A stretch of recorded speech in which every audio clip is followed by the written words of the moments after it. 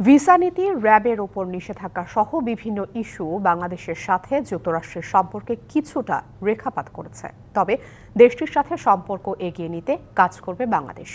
দুপুরে পররাষ্ট্র মন্ত্রণালয়ে পদ্মা সেতু নিয়ে একটি বইয়ের মোড়ক উন্মোচন অনুষ্ঠানে এসব কথা বলেন পররাষ্ট্রমন্ত্রী ডক্টর হাসান মাহমুদ। অনুষ্ঠানে উপস্থিত ছিলেন সাবেক পররাষ্ট্র প্রতিমন্ত্রী শাহরিয়ার আলম এবং বইয়ের লেখক কাজী খলিকুজ্জামান।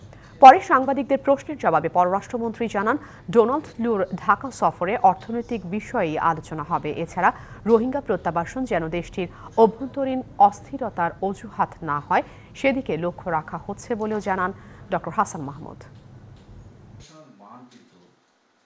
ভিসা নীতি কিংবা র্যাবের কিছু ব্যক্তিবিশেষের উপর নিষেধাজ্ঞা, সেগুলো আমাদের সম্পর্কের ক্ষেত্রে কিছুটা রেখাপাত করেছে তো বটেই।